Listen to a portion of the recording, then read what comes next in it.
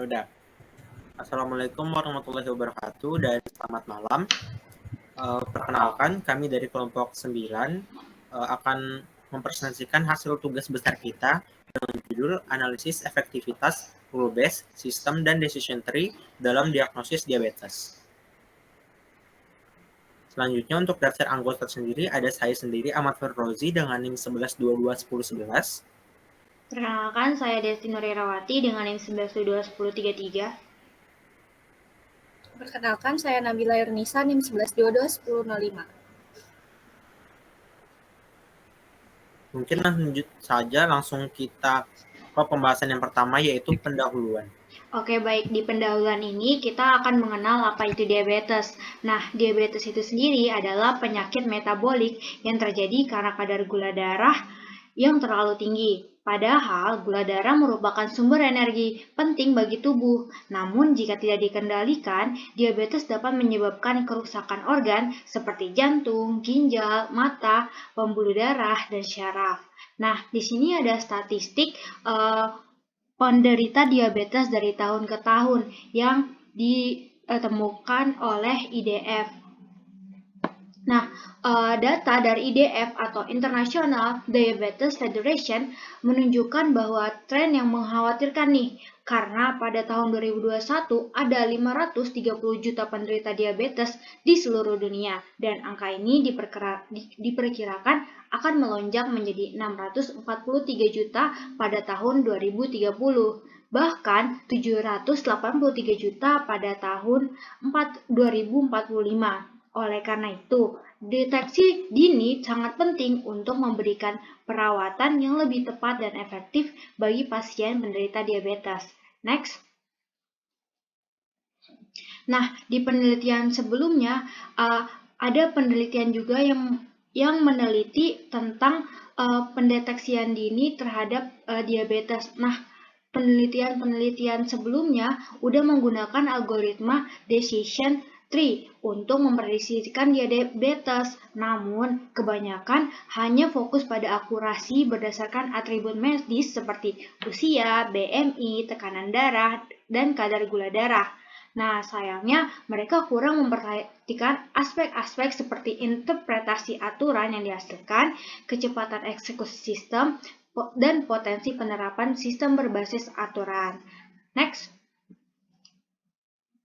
Nah, pada penelitian ini kita mencoba sesuatu yang baru, kayak mengintegrasikan decision tree dengan sistem berbasis aturan untuk menghasilkan aturan yang langsung dapat digunakan dalam diagnosis medis, dan juga mengukur kinerja algoritma tidak hanya dari sisi akurasi, tapi juga interpretabilitas aturan yang dihasilkan, kecepatan eksekusi, kesesuaiannya dalam penerapan sistem berbasis aturan, dan juga kita menggunakan dataset yang lebih luas termasuk atribut tambahan seperti keturunan diabetes dan distribusi umur pasien. Nah, dari semua itu kita bisa melihat bahwa tujuan penelitian ini yaitu mengevaluasi kinerja model decision tree pada sistem berbasis aturan seperti akurasi prediksi dan efisiensi waktu eksekusi.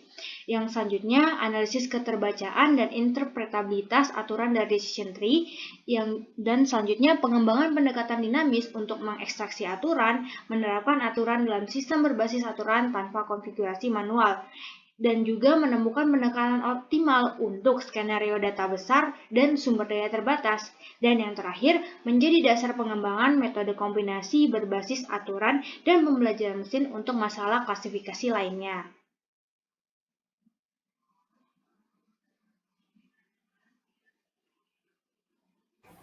Baik, selanjutnya kita masuk pada hal studi literatur. Pada studi literatur ini penting untuk memahami dasar teori dan penelitian terdahulu yang relevan tentang penerapan decision tree dalam diagnosis diabetes. Nah, dalam hal ini kita juga akan membahas teori dari rule-based system itu sendiri atau RBS dan algoritma decision tree serta dasar-dasar operasional penelitian. Dengan meningkatnya jumlah penderita diabetes, penelitian ini bertujuan untuk mengevaluasi efektivitas RBS berbasis decision tree dalam memberikan aturan yang jelas dan interpretatif untuk mendukung keputusan medis. Nah, kita masuk nih ke studi literatur atau penelitian-penelitian terdahulu yang pernah membahas tentang decision tree ataupun RBS yang digunakan pada diagnosis penyakit diabetes. Yang pertama ada artikel nih yang judulnya klasifikasi penyakit diabetes menggunakan algoritma decision tree. Nah, penelitian ini mengembangkan metode klasifikasi diabetes dengan menggunakan algoritma decision tree dengan mengandalkan data klinis dari pasien diabetes dan non-diabetes. Selanjutnya ada artikel dengan judul deteksi penyakit diabetes mellitus menggunakan algoritma decision tree model arsitektur C4.5. Nah, penelitian ini menggunakan algoritma decision tree C4.5 untuk mendiagnosis penyakit diabetes. Dengan menggunakan struktur decision tree, penelitian ini berhasil mengklasifikasikan pasien dengan akurasi 96% menggunakan 5 variabel utamanya. Dan yang terakhir ada implementasi prediksi penyakit diabetes menggunakan metode decision tree. Nah, penelitian ini mengimplementasikan model decision tree menggunakan platform Rapid Miner dengan parameter gain ratio sebagai kriteria dan menerapkan teknik pruning untuk meningkatkan akurasi dari model decision tree tersebut. Selanjutnya kita masuk nih ke landasan teori yang kita gunakan pada penelitian kali ini. Untuk yang pertama itu ada decision tree. Decision tree itu sendiri adalah algoritma yang digunakan untuk klasifikasi dan regresi. Struktur decision tree terdiri dari node, keputusan, cabang, dan daun yang masing-masing mewakili atribut yang digunakan untuk memisahkan data dan hasil klasifikasi. Selanjutnya ada rule-based system atau RBS, yaitu sistem yang menggunakan aturan berbasis if-then untuk memodelkan logika keputusan. Dalam konteks medis, RBS digunakan untuk membantu pengambilan keputusan diagnosis. Dan yang terakhir ada diabetes dan prediksi. Nah, diabetes sendiri ini penyakit kronis yang ditandai dengan tingginya kadar gula darah dalam darah yang dialami jutaan orang di seluruh dunia. Diagnosis dini sangat penting untuk menghindari komplikasi yang lebih serius. Data yang digunakan untuk prediksi diabetes meliputi berbagai faktor, seperti kadar gula darah, tekanan darah, dan indeks massa tubuh atau BMI. Lanjut, kita ke langkah-langkah operasional. Untuk yang pertama ini ada untuk memproses data. Nah, dalam memproses data ini kita memerlukan dataset. Dataset diabetes ini diambil dari file CSV menggunakan library pandas dan dibagi menjadi fitur X dan fitur X dan target Y yang kemudian akan dipecah menjadi data latih dan data uji menggunakan fungsi trend test split dan sklearn dengan porsi 70/30. Selanjutnya ada yang kedua yaitu pembangunan decision tree. Nah, pembangunan decision tree ini dikembangkan menggunakan decision tree classifier dari library sklearn. Decision tree ini dilatih menggunakan data latih. Setelah itu aturan decision tree diekstraksi secara dinamis menggunakan fungsi khusus untuk membaca struktur decision tree-nya. Yang ketiga ada implementasi dari RBS. Nah, implementasi RBS ini menggunakan aturan-aturan yang diekstraksi dari decision tree, diubah dan diterjemahkan menjadi fungsi prediksi berbasis aturan yang memanfaatkan fitur-fitur seperti glukos, age, BMI, dan diabetes pedigree function. Dan yang keempat ada evaluasi. Nah, dalam evaluasi ini decision tree diuji dengan data uji untuk mendapatkan akurasi dan waktu eksekusi. Lalu RBS ini diuji dengan menjalankan aturan pada setiap baris data uji untuk memiliki akurasi dan waktu eksekusi dengan model decision tree. Dan yang terakhir ada hasil. Nah, hasil ini isinya adalah akurasi dari decision tree dan RBS yang disajikan bersama waktu eksekusi masing-masing metode. Nah, tabel perbandingan hasil aktual, prediksi decision tree, dan prediksi RBS akan ditampilkan pada bab-bab selanjutnya. Oke, selanjutnya kita masuk ke metodologi penelitian. Pada penelitian ini, kami menggunakan dataset yang kami dapatkan dari platform Kaggle. Dataset ini berisi 768 data pasien perempuan dengan minimal usia itu 21 tahun dan bersuku Pima Indian. Nah, dalam dataset ini itu ada 8 fitur dan 1 outcome.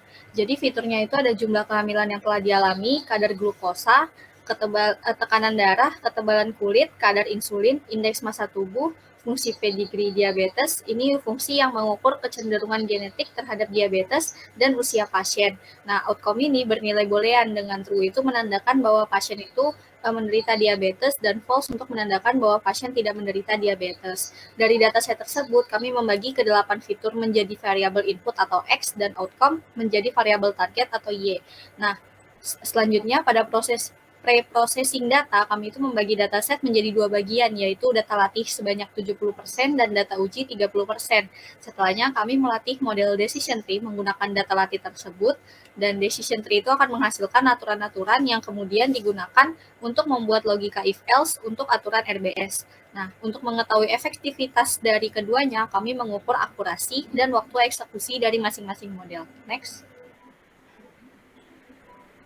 Nah, saat implementasi, kami yang terdiri dari penguji 1, 2, dan 3 itu melakukan masing-masing percobaan sebanyak 10 kali, yang kemudian hasil dari 10 percobaan itu kami rata-rata dan dapatlah nilai akurasi dan waktu eksekusi yang ada dalam tabel pada presentasi ini. Pada pengujian akurasi, nilai dari 10 kali percobaan itu masing-masing penguji mendapatkan 0,7 pada decision tree dan 0,73 pada RBS. Nah, hal ini dapat terjadi karena kedua metode ini menggunakan algoritma deterministik yang menghasilkan prediksi yang sama terhadap suatu dataset tanpa adanya elemen acak dalam proses latih maupun prediksinya, sehingga hasil yang didapatkan itu akan sama terus. Untuk waktu eksekusi decision tree itu membutuhkan waktu rata-rata sebesar 0,00608 detik dan RBS itu membutuhkan waktu 0,02062 detik. Hal ini dapat terjadi karena adanya perbedaan cara kerja dari kedua metode tersebut. Kalau decision tree itu melakukan prediksi langsung, jadi dia langsung menelusuri simpul pada pohon, sehingga dapat langsung menemukan aturan mana yang cocok dengan kondisi fitur-fitur tersebut. Sedangkan RBS itu harus memeriksa aturannya satu persatu, if else-nya untuk setiap sampel. Jadi RBS itu memakan waktu yang sedikit lebih lama dibandingkan decision tree. Next. Nah, yang terakhir adalah kesimpulan. Dari kesimpulan ini dapat dinyatakan bahwa hasil penelitian menunjukkan bahwa penerapan rule-based system atau RBS dengan algoritma decision tree untuk diagnosis diabetes menghasilkan akurasi 0,73 sedikit lebih tinggi dibandingkan dengan decision tree, yaitu di angka 0,70. Nah, RBS ini lebih akurat, namun memerlukan waktu eksekusi lebih lama, yaitu sekitar 0,020623 detik dibandingkan dengan RBS dibandingkan dengan decision tree, yaitu hanya sekitar 0,006083 detik. Nah, keuntungannya adalah interpretabilitas yang lebih baik, sementara kelemahannya adalah waktu eksekusi yang lebih lambat dan kompleksitas aturan pada data besar. Pengembangan lebih lanjut dapat melibatkan optimasi waktu, eksekusi, dan penambahan faktor lain untuk meningkatkan akurasi. Sekian presentasi dari kami, kurang lebihnya mohon maaf. Wassalamualaikum warahmatullahi wabarakatuh dan selamat malam.